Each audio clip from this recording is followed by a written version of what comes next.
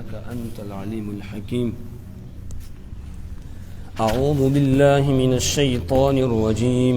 بسم الله الرحمن الرحيم.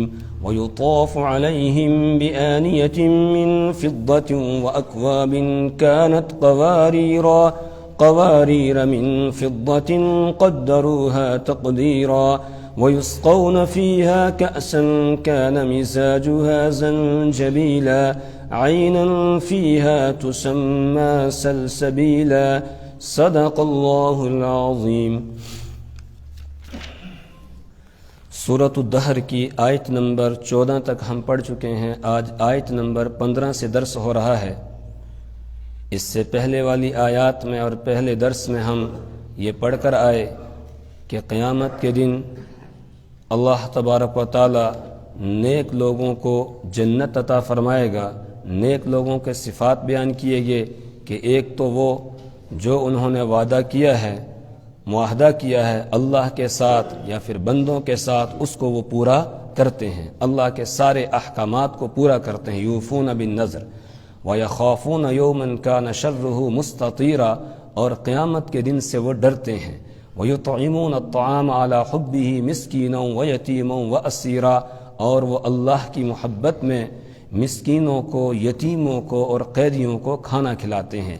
اور کھانا بھی صرف اللہ کی محبت میں اللہ کی رضا کو تلاش کرنے کے لیے کھلاتے ہیں. کوئی شکریہ یا کوئی بدلہ دنیا کے اندر وہ طلب نہیں کرتے ہیں. ان کو پھر اللہ بدلہ دیتا ہے قیامت کے دن، اور اللہ ان کو بدلے میں جنت عطا فرمائے گا. کیا کیا نعمتیں اللہ تعالیٰ ان کو جنت میں عطا فرمائے گا، اسی کا بیان شروع ہوا تھا کل کہ وَجَزَاهُمْ بِمَا صَبَرُوا جَنَّةً وَحَرِيرًا، کہ اللہ تبارک و تعالیٰ ان کو ان کے صبر کے بدلے میں جنت عطا فرمائے گا، ریشمی لباس عطا کرے گا. متکئین فیہا علی الارائک، وہ جنت میں مسہریوں کے اوپر، کرسیوں کے اوپر ٹیک لگائے ہوئے ہوں گے. لا یرون فیہا شمسا ولا زمہریرا، اور وہ اس میں نہ تو گرمی کو محسوس کریں گے نہ ٹھنڈک کو محسوس کریں گے، یعنی کوئی تکلیف دینے والی چیز جنت کے اندر نہیں ہوگی. ودانیۃ علیہم ظلالھا، اور اس کے سائے ان کے اوپر جھکے ہوئے ہوں گے. وَذُلِّلَتْ قُطُوفُهَا تَذْلِيلًا، اور پھلوں کو بھی ان کے اوپر جھکا دیا جائے گا، پست کر دیا جائے گا. آگے بیان فرماتے ہیں وَيُطَافُ عَلَيْهِمْ بِآنِيَةٍ مِّن فِضَّةٍ، وَيُطَافُ عَلَيْهِمْ، اور ان پر گھمائے جائیں گے بِآنِيَةٍ، برتن، مِّن فِضَّةٍ، چاندی کے برتن، چاندی کے پیالے، آب خورے ان کے اوپر گھمائے جائیں گے، پھرائے جائیں گے. کون ہوں گے گھمانے والے، کون ہوں گے وہ برتنوں کو لے کے پھرنے والے، اس کا بیان آگے آ رہا ہے. اوپر صرف بتایا گیا کہ ان کے سامنے برتن گھمائے جائیں گے. جس طریقے سے کسی کے یہاں ہم مہمان جاتے ہیں، کوئی خاص دعوت ہوتی ہے تو وہاں پر ایک آدمی آتا ہے، وہ لے کے سب کے سامنے کچھ گھومتا ہے، پھر پیچھے دوسرا آتا ہے، پھر تیسرا، طرح طرح کی ورائٹیاں پیش کی جاتی ہیں. بس اس طریقے سے جنت کے اندر بھی ان کے سامنے برتن گھمائے جائیں گے. آنیتن، یہ انا ان کی جمع ہے کہ برتن ان کے سامنے گھمائے جائیں گے. وہ برتن کس کے ہوں گے؟ من فضۃ، چاندی کے. دنیا کے اندر چاندی اور سونے کے برتن میں کھانا حرام ہے، منع ہے. چاندی اور سونے کے برتن میں ہم یہاں نہیں کھا سکتے ہیں، نہ مرد کھا سکتے ہیں نہ عورتیں کھا سکتی ہیں، منع ہے. لیکن جنت کے اندر اللہ تعالیٰ چاندی کے اور سونے کے برتنوں میں ہمیں کھلائیں گے. تو برتن گھمائے جائیں گے چاندی کے. وَأَكْوَابٍ، اکواب یہ کوبن کی جمع ہے، اور کوب کہا جاتا ہے ایسے برتن کو، ایسے پیالے اور گلاس کو جس میں پکڑنے کا دستہ نہ ہو، بغیر دستے کے ہوتا ہے. یہ دو لفظ استعمال ہوتے ہیں قرآن پاک میں اس کے لیے، ایک اکواب کا، ایک اباریک کا. سورہ واقعہ کے اندر اباریک کا لفظ آیا ہے. اباریک ابریک کی جمع ہے. ابریک کہا جاتا ہے ایسے برتن کو جس میں پکڑنے کے لیے دستہ ہوتا ہے، جیسے جگ ہوتا ہے، اس کو پکڑنے کے لیے اس کا ہینڈل سا لگا ہوا ہوتا ہے. اور کوب کہا جاتا ہے ایسے برتن کو جس میں پکڑنے کے لیے کچھ لگا ہوا نہ ہو، ویسے جیسے ہمارا گلاس ہوتا ہے اس طریقے سے ہوں گے. تو ایسے برتن ان کے سامنے پیش کیے جائیں گے. کانت قواریرا، یہ برتن شیشے کے ہوں گے. یہ برتن کس کے ہوں گے؟ شیشے کے ہوں گے. اور شیشہ کس چیز کا ہوگا؟ قواریر من فضۃ، وہ شیشے ہوں گے چاندی کے. شیشے ہوں گے کس کے؟ چاندی کے.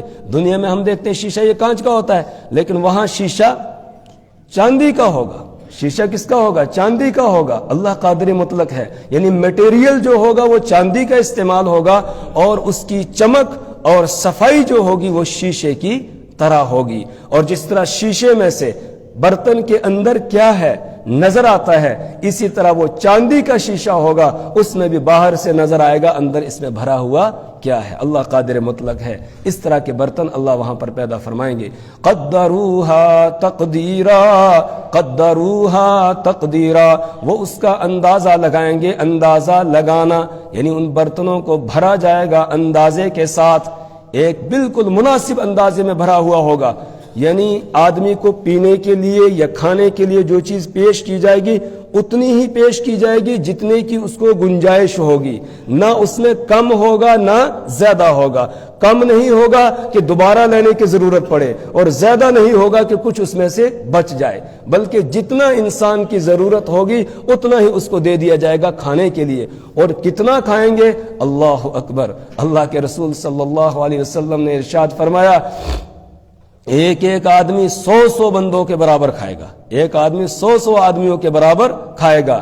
صحابہ نے عرض کیا یا رسول اللہ صلی اللہ علیہ وسلم اتنا کھائیں گے؟ پھر آپ نے فرمایا عجیب بات یہ ہے لا یبولون ولا یتغوطون، کہ نہ تو ان کو پیشاب آئے گا نہ پاخانہ آئے گا. پیشاب پاخانے کی مصیبت یہاں ہے، وہاں پر نہیں ہوگی. صحابہ نے عرض کیا یا رسول اللہ صلی اللہ علیہ وسلم پھر جو اتنا کھائیں گے وہ کہاں جائے گا؟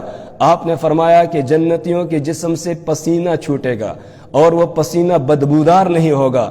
اس کی جو خوشبو ہوگی وہ کستوری کی طرح ہوگی. اس کی خوشبو جو ہوگی وہ مشک کی طرح اور کستوری کی طرح ہوگی. اس سے ایک دم مہک ہو جائے گی پسینے کے ذریعے سے. بس پسینہ نکلے گا کھانا ہضم ہو جائے گا.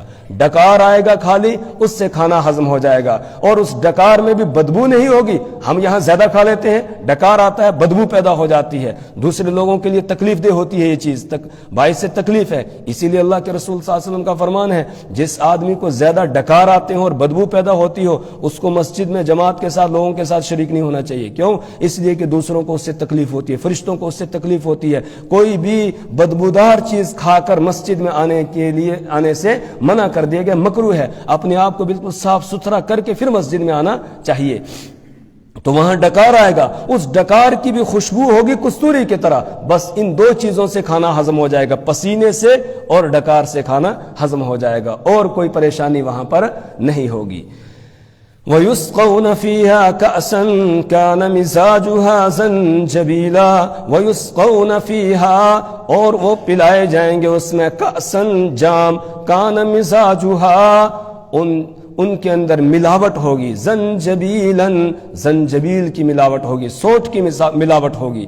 یعنی جو شراب طہور ان کو وہاں پینے کے لیے دی جائے گی اس شراب طہور کے اندر سونٹ ملائی جائے گی، لیکن یہ دنیا والی نہیں بلکہ وہ وہاں کی جنت کی ہوگی، جس کی وجہ سے اس کے اندر ایک عجیب مزہ اور کیفیت پیدا ہو جائے گی، ایک لذت پیدا ہو جائے گی اور ایک خوشبو پیدا ہو جائے گی. پیچھے پڑھ کر آئے تھے کافور بھی ملایا جایا گا، یہاں بتایا جا رہا ہے کہ اس میں سونٹ بھی ملائی جائے گی جس سے ہاضمے کا کام بھی ہوگا اور اس کے ساتھ ساتھ لذت بھی محسوس ہوگی. عینن فیہا تسمی سلسبیلا، عینن ایک چشمہ ہے، فیہا جنت کے اندر، تسمی جس کا نام رکھا جاتا ہے سلسبیلن، سلسبیل اس کا نام ہے.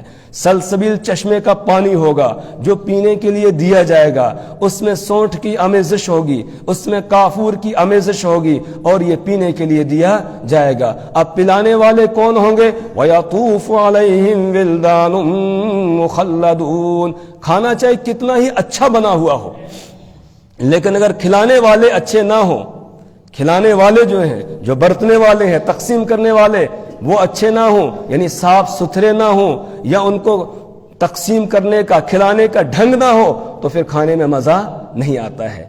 اور اگر کھانا زیادہ اچھا بھی نہ ہو لیکن کھلانے والے سلیقہ مند ہوں تو پھر آدمی کو جی چاہتا ہے اس کے ہاتھ سے بھی کھاؤں، اس کے ہاتھ سے بھی کھاؤں. جس طریقے سے ہوتا ہے نا ہمارے یہاں وہ دعوتیں ہوتی ہیں کشمیر کے اندر، خاص طور سے وازوان بناتے ہیں، پھر وہ وازہ آتا ہے خود ہی کیا کرتا ہے تقسیم کرتا ہے، تو اگر اس کے کپڑے وغیرہ صاف ستھرے ہوں تو آدمی کو جی چاہتا ہے. اور بعض جگہ ایسا ہوتا ہے کہ بالکل وہ میلا کچیلا ہوتا ہے، اس کو دیکھ کر ہی آدمی کو بھوک ختم ہو جاتی ہے، کبھی ایسا بھی ہوتا ہے. تو جنت کے اندر جو کھلانے والے ہوں گے وہ کیسے ہوں گے؟ اللہ فرماتے ہیں وَيَطُوفُ عَلَيْهِمْ، اور ان پر چکر لگائیں گے، وِلْدَانٌ، ایسے لڑکے، مُخَلَّدُونَ، جو ہمیشہ لڑکے ہی رہیں گے، جو ہمیشہ لڑکے ہی رہیں گے، یعنی نو عمر بچے جو ہوں گے وہ ان کو کھلائیں گے اور وہ ہمیشہ اسی عمر میں رہیں گے، بوڑھے نہیں ہوں گے۔ جیسے چھوٹے بچے کھیل رہے ہوں، کہیں خوبصورت پارک ہو، اس میں چھوٹے چھوٹے بچے کھیلتے ہیں، کتنا خوبصورت منظر ہوتا ہے، آدمی کو جی چاہتا ہے کہ میں دیکھتا رہوں ان کو۔ تو وہاں پر بھی وہ چھوٹے چھوٹے بچے ہوں گے خوبصورت قسم کے، جو ہمیشہ بچے ہی رہیں گے، بس وہ آب خورے لیے ہوئے پھر رہے ہوں گے، وہ کھانے کے برتن اٹھائے ہوئے ہمارے سامنے آ رہے ہوں گے اور جنتیوں کے سامنے چکر لگا رہے ہوں گے، اور ان کو دیکھتے ہی آدمی کا جی چاہے گا کہ بس یہ میرے پاس پہنچے اور میں کھاؤں، تو فوراً وہ حاضر ہو جائیں گے لے کر، اور آدمی کھانا شروع کر دے گا، آدمی پینا شروع کر دے گا۔ وَيَطُوفُ عَلَيْهِمْ وِلْدَانٌ مُخَلَّدُونَ، اور ان پر چکر لگائیں گے، ولدان، نوجوان لڑکے یا چھوٹے بچے، مخلدون، جو ہمیشہ بچے ہی رہیں گے۔ اِذَا رَأَيْتَهُمْ، جب آپ ان کو دیکھو گے، حَسِبْتَهُمْ، تو آپ ان کو خیال کرو گے، لُؤْلُؤًا مَنْثُورًا، بکھرے ہوئے موتی، لؤلؤً موتی، منصورہ بکھرے ہوئے موتی، جس طرح موتی ہوتا ہے خوبصورت چمکدار، اس طرح وہ بچے چمک رہے ہوں گے کہ دیکھتے ہی آدمی کا جی چاہے گا کہ ان کے ہاتھ سے میں کھاؤں۔ وَإِذَا رَأَيْتَ ثَمَّ، اور جب آپ دیکھیں گے وہاں پر جنت میں، رأیتا، تو آپ دیکھو گے، نعیمن، نعمتیں ہی نعمتیں، چاروں طرف نعمتیں ہی نعمتیں ہوں گی، نعمتوں کو تم دیکھو گے، وَمُلْكًا كَبِيرًا، اور بڑی بادشاہت دیکھو گے، ہر انسان کو گویا بادشاہ بنا دیا جائے گا، بڑی بادشاہت، اور کتنی بڑی بادشاہت ہوگی؟ مسلم شریف کی روایت ہے، اللہ کے رسول صلی اللہ علیہ وسلم نے ارشاد فرمایا، سب سے آخری جنتی اور سب سے ادنا درجے کا جنتی جو جنت میں جائے گا، اس کو اس دنیا سے 10 گنا بڑی جنت اللہ تعالیٰ عطا فرمائیں گے۔ اس دنیا سے 10 گنا بڑی جنت۔ پوری دنیا کی کسی کو حکومت مل جائے تو ہم کیا سمجھتے ہیں کہ یہ بڑا خوش قسمت ہے، تو وہاں پوری دنیا کے مقابلے میں نہیں، بلکہ 10 دنیا اکٹھی کی جائے، اس کے اوپر ایک آدمی کو حاکم بنایا جائے گا، اور ساری چیزیں وہاں پر ہوں گی اس کے لیے، تو ایک بادشاہت آدمی وہاں پر دیکھے گا۔ وَإِذَا رَأَيْتَ ثَمَّ، اور جب آپ وہاں پر دیکھو گے، رَأَيْتَ، تو آپ دیکھو گے، نعیماً، نعمتیں ہی نعمتیں، وَمُلْكًا كَبِيرًا، اور بڑی بادشاہت دیکھو گے، عَالِيَهُمْ ثِيَابُ سُنْدُسٍ خُضْرٌ، عَالِيَهُمْ، ان پر ہوں گے، کن پر؟ جنتیوں میں، جو جنت میں جائیں گے، ان پر ہوں گے ثِيَابُ سُنْدُسٍ، سندس کہا جاتا ہے باریک ریشم کو، اور آگے لفظ آ رہا ہے استبرقن، استبرق کہا جاتا ہے موٹے اور دبیز ریشم کو، تو ان کے اوپر ریشمی کپڑے ہوں گے، ثیاب ثوب ان کی جمع ہے، اس کے معنی کپڑے، عالیہم، ان کے اوپر ہوں گے، ثیاب سندس، باریک ریشم کے کپڑے، خضر، سبز رنگ کے باریک ریشم کے کپڑے ہوں گے۔ یہ سبز جو یہاں پر لایا گیا، یہ عربوں کے ماحول اور محاورے کے اعتبار سے لایا گیا، چونکہ عرب کے اندر سبزہ کم ہوتا تھا، اس لیے سبزے کو وہ ترستے رہتے تھے کہ کوئی سبز زمین، سرسبز و شاداب جگہ وہ دیکھے، اس کے لیے وہ ترستے تھے، اس لیے خضرن کا لفظ لایا ہے۔ اس کا یہ مطلب نہیں ہے کہ سبز رنگ کے ہی سب کے کپڑے ہوں گے، نہیں، بلکہ جیسا جو پہننا چاہے گا، جس رنگ کا پہننا چاہے گا، اسی رنگ کے کپڑے وہاں پر دے دیے جائیں گے۔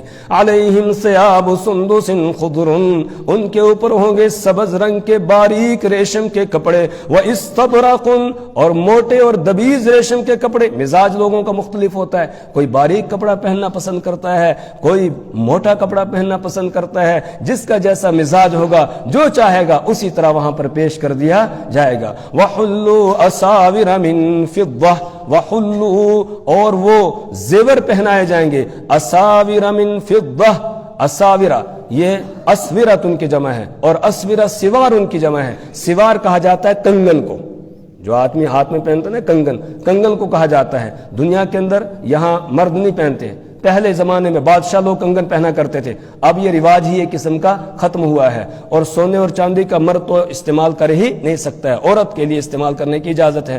مرد کو چاندی کی انگوٹھی، وہ بھی 4 گرام یا اس سے کم، اس کو آدمی استعمال کر سکتا ہے، اس سے زیادہ کی استعمال کرنے کی چاندی کی بھی مرد کے لیے اجازت نہیں، اور سونا تو ٹوٹلی استعمال نہیں کر سکتا ہے، حرام ہے، لیکن عورتوں کے لیے جائز ہے۔ تو وہاں جنت کے اندر مردوں کو بھی کنگن پہنائے جائیں گے، وہاں کا ماحول ایسا ہوگا اور خوبصورت بھی وہ لگیں گے۔ تو وہ کنگن کس کے ہوں گے؟ من فضۃ، کس کے ہوں گے؟ چاندی کے۔ اور سورہ فاطر میں ہے من ذہب، کہ وہ کنگن ہوں گے سونے کے۔ تو سونے اور چاندی کے ملے جلے کنگن ان کو وہاں پر پہنائے جائیں گے۔ اور سب سے بڑی بات کیا ہوگی وہاں پر؟ وَسَقَاهُمْ رَبُّهُمْ شَرَابًا طَهُورًا، وَسَقَاهُمْ، اور ان کو پلائے گا، ربهم، ان کا رب، شرابًا طَهُورًا، پاکیزہ شراب، پاکیزہ شربت، مشروب اللہ پلائے گا۔ یہ سب سے بڑی نعمت ہوگی کہ اللہ پروردگار خود کیا کرے گا؟ ان کو شراب طہور پلائے گا۔ وَسَقَاهُمْ رَبُّهُمْ شَرَابًا طَهُورًا، اللہ ہمیں ان میں سے بنائے کہ جن کو اللہ اس دن شراب طہور پلائے گا۔ وَسَقَاهُمْ، اور ان کو پلائے گا، ربهم، ان کا رب، شرابًا طَهُورًا، شراب طہور، پاکیزہ شراب اللہ پلائے گا ان کو۔ إِنَّ هَذَا كَانَ لَكُمْ جَزَاءً وَكَانَ سَعْيُكُمْ مَشْكُورًا۔ إِنَّ هَذَا، اور کہا جائے گا بے شک یہ جو نعمتیں تمہیں دی جا رہی ہیں، کانا، یہ ہے، لکم، تمہارے لیے، جزاء، بدلہ، تمہارے اعمال کا بدلہ ہے۔ جو تم دنیا میں مجھے راضی کرنے کے لیے اچھے اچھے کام کرتے تھے، میرے حکموں کو پورا کرتے تھے، اس کی وجہ سے میں نے تمہیں یہ ساری نعمتیں عطا کی ہیں، تو یہ تمہارے اعمال کا بدلہ ہے۔ یہ اللہ کی مہربانی ہوگی کہ وہ ہمیں ان اعمال کا بدلہ کہہ کر کہے گا، ورنہ اس کے فضل سے ہی جنت میں جائیں گے، اپنے عمل سے کوئی جنت میں نہیں جائے گا۔ اعمال اللہ کی رحمت کو، اس کی مہربانی کو متوجہ کرنے کا ذریعہ تو ہے، لیکن جنت میں جانے کا ذریعہ نہیں۔ جنت میں جائیں گے کس سے؟ اللہ کے فضل سے۔ لیکن یہ پروردگار رحیم ہے، مشفق ہے، مہربان ہے، یہ اس کی مہربانی ہے کہ وہ ہم سے یہ کہہ رہا ہے کہ تمہارے اعمال کا یہ تمہیں بدلہ دیا جا رہا ہے۔ وَكَانَ سَعْيُكُمْ مَشْكُورًا، اور تمہاری کوشش کی قدر کی گئی ہے، جو تم دنیا میں مجھے راضی کرنے کے لیے کوششیں کرتے تھے، اس کی تمہیں قدر کی گئی اور تمہیں یہ جنت عطا کی گئی ہے۔ شروع صورت میں ہم پڑھ کر آئے تھے، اللہ نے فرمایا کہ ہم نے انسان کو پیدا کیا اور عقل و دانش والا اس کو بنایا، اور انا ہدیناہ السبیل، ہم نے اس کو راستہ دکھا دیا۔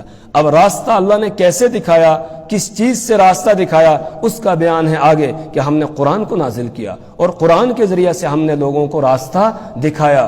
الف لام میم ذالک الکتاب لا ریب فیہ ھدی للمتقین، الف لام میم ذالک الکتاب، یہ وہ کتاب ہے، لا ریب فیہ، اس میں کوئی شک نہیں ہے، ھدی للمتقین، یہ متقیوں کے لیے ہدایت ہے۔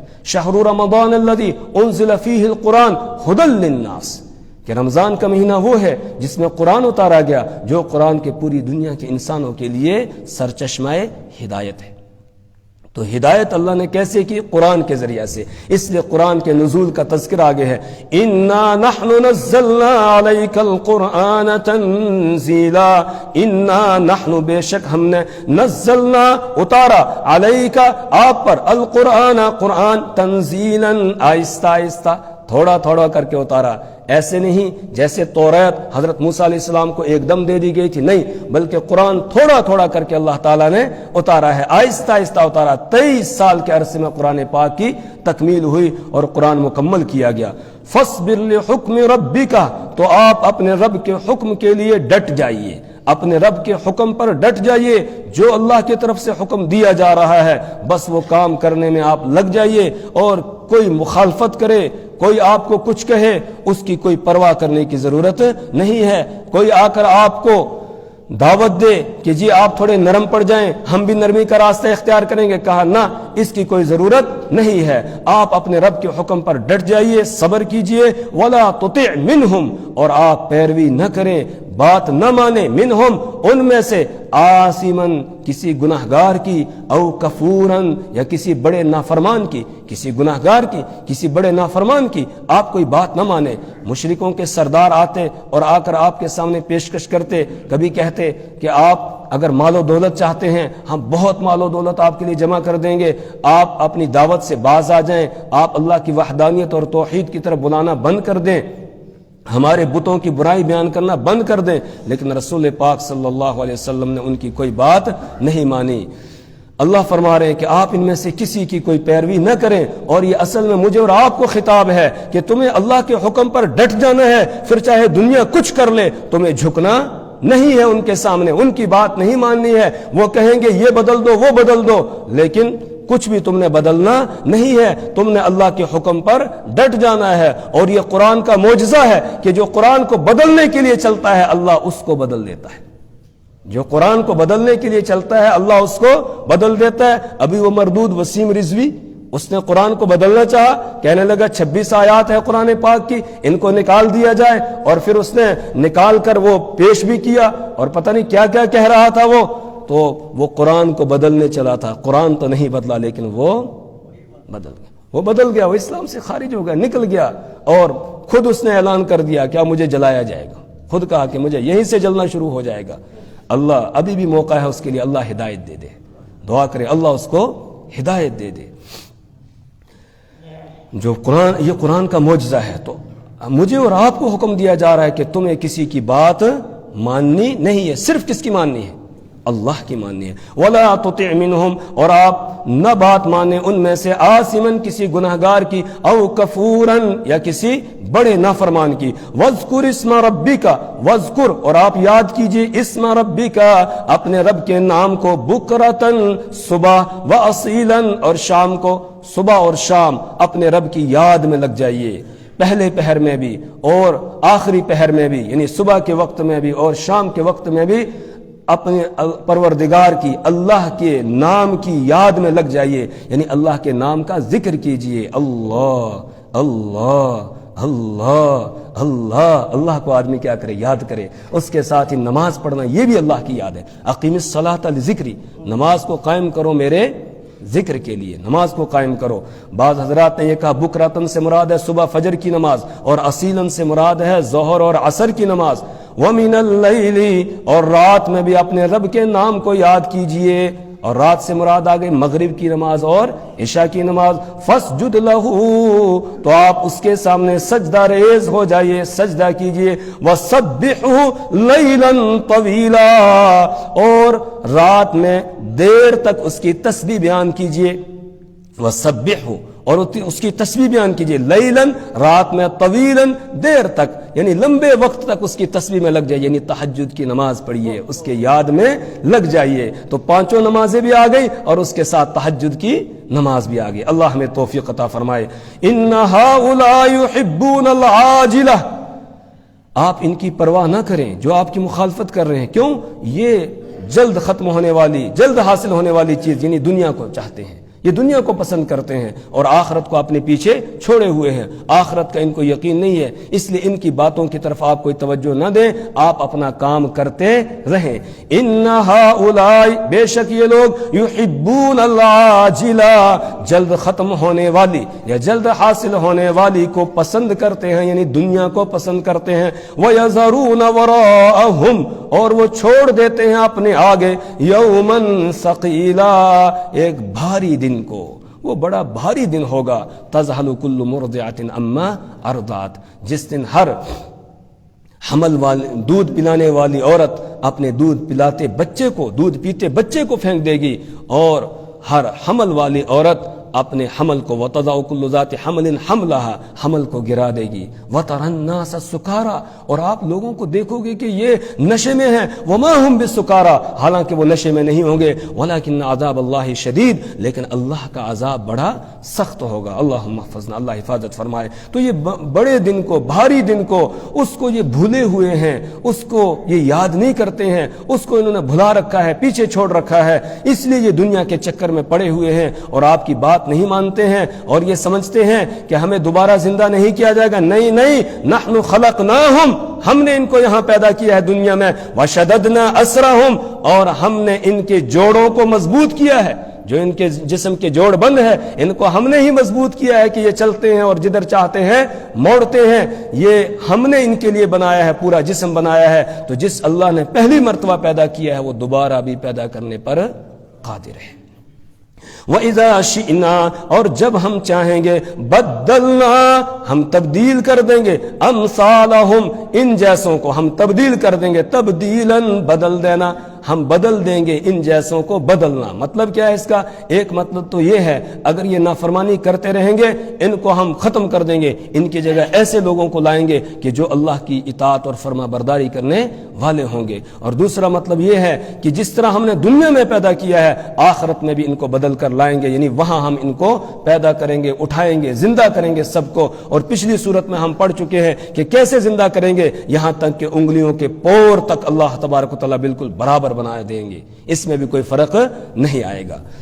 ان ھذہ تذکرہ، بے شک یہ ایک نصیحت نامہ ہے. یہ جو تم پڑھ کر آ رہے ہو یہ ساری نصیحتیں ہیں، تم کو نصیحتیں کی جا رہی ہے کہ لوگو ابھی موقع ہے، ابھی تمہاری زندگی کے کچھ لمحات باقی ہیں، بس اپنے رب کو راضی کر لو. فمن شاء اتخذ الی ربہ سبیلا، فمن شاء، تو جو آدمی چاہے، اتخذ، وہ بنا لے، الی ربہ، اپنے رب کی طرف، سبیلا، راستہ. جو چاہے رب کے راستے پر چل پڑے. رب نے راستہ بتا دیا ہے، اس تک جانے والا راستہ کون سا ہے یہ بتا دیا گیا، لہذا اس راستے پر جو چاہے چلے. وَمَا تَشَاءُونَ إِلَّا أَن يَشَاءَ اللَّهُ، اور تم نہیں چاہتے ہو مگر یہ کہ اللہ چاہے. اللہ سے توفیق مانگو، آؤ ہدایت کی تلاش میں لگو، اللہ تمہیں ہدایت دیتا جائے گا اور تمہاری رہنمائی کرتا جائے گا، تمہیں جنت کے راستے پر چلاتا جائے گا. اور اگر تم آنا ہی نہیں چاہو گے پھر وہ بھی توفیق نہیں دے گا. ان اللہ کان علیما حکیما، بے شک اللہ تبارک و تعالی جاننے والا ہے، حکیما، اور حکمت والا ہے. اس کا کوئی بھی کام حکمت سے خالی نہیں، اور وہ ہر کسی کی ہر حالت کو ہر وقت جانتا ہے. اس کا علم کامل ہے، ازلی ہے، ابدی ہے، ہمیشہ سے ہے، ہمیشہ رہنے والا. کبھی بھی وہ کسی چیز کو بھولتا نہیں ہے، کوئی چیز اس سے غائب نہیں ہوتی ہے. یدخل من یشاء فی رحمتہ، وہ داخل کرے گا جسے چاہے گا، فی رحمتہ، اپنی رحمت میں. اپنی رحمت میں جس کو چاہتا ہے وہ داخل کرتا ہے. بس یہ ہے کہ اس کی رحمت کو تلاش کرنے والا ہونا چاہیے. جو اس کی رحمت کی تلاش میں لگے گا وہ اس کے اوپر ضرور مہربانی کرے گا اور اس کو سیدھے راستے پر چلا دے گا. والظالمین اعد لهم عذابا الیما، والظالمین، اور ظالم، اعد، تیار کر رکھا ہے اس نے، لہم، ان کے لیے، عذابا الیما، دردناک عذاب.